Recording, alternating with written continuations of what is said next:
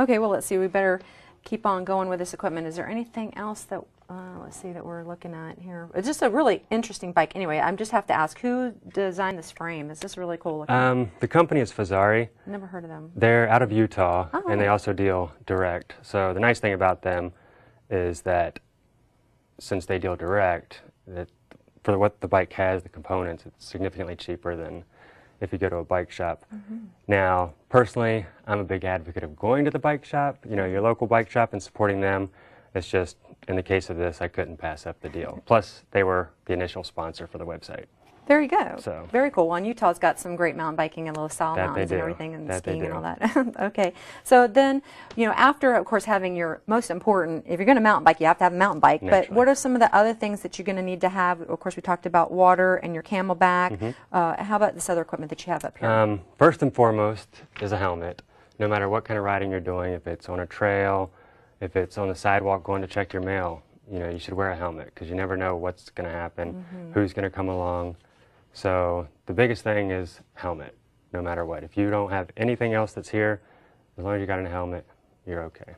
And would you do the honors of just demonstrating how it Sure. fits properly? You know, I was just out riding around, and they were this cute little preschool group. They had about 15 little kids riding around in the parking lot, and I drove by because I was taking my daughter to gymnastics, and I couldn't stand it. I was like, okay, I had gone through the intersection, I pulled in, I turned around, I went back in, okay, you know, tell my daughter I'll be right back. I had to run up. I said, okay, let me just tell you real quick about helmet fitting. Right. You know, the three things is, you know, level on the head. One of the girls that I actually pulled over, she had it on backwards. And it was, you know, way up, so her, you know, backwards Right. with the, you know, I was like, okay, they really, this isn't a joke. People really put their helmets on backwards. Yeah. So let's do a quick reminder for everybody watching. How do you put your helmet on properly? Like you said, you want it kind of level. You don't want it sitting back. You don't want it down up front. You want it snug, but not too snug to the point that it's squeezing on your head. Then, of course, you want it straight as well. Then the straps, again, you want them snug, but not to the point that they're, you know, choking you out, if you will.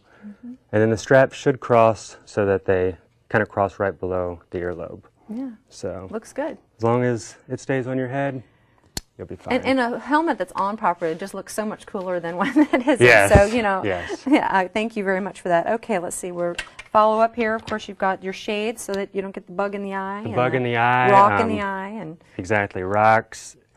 Keeps the sun glare down especially. I like the orange lenses because that way, whether I'm in a shaded area or I'm out in the sun, I still can see what I'm doing. I'm still protected. Also, not every trail, although we'd like to think so, is well maintained. So there may be branches, spider webs, you know, right there at eye level. And there's nothing worse than getting a branch in the eye. So okay, good. eyewear is definite. And then I guess we'll finish up with the gloves. You've got, and of course everything's color coordinated, which is really cool. You got to look good out there too. That's you do. right. You got to That's you got right. it going on here. Gloves, especially with mountain biking, because if you do go flying off, you know, you want to protect your hands as much as possible. There are fingerless gloves out there. I prefer full-fingered gloves with mountain biking because, again, you never know what you're going to land on or where you're going to land. They've got a padded palm because the tendency is usually to put your hand out. So they've got a padded palm, little grip for the shifters and such, and they're a little more padded in the knuckles as well. So excellent. Well, you've got a great introduction to what you need to mountain bike out there. You've got a great website so people know where to go. So hit the trails, but remember safety first. Find a buddy to ride with you. Take plenty of water and a map. A compass and a light may come in handy too. And as always, wear your helmet. Thanks for watching Keeping Up with Casey Jones. And remember, I'd love to hear your ideas for guests and future shows at areyoukeepingup.com. Thanks.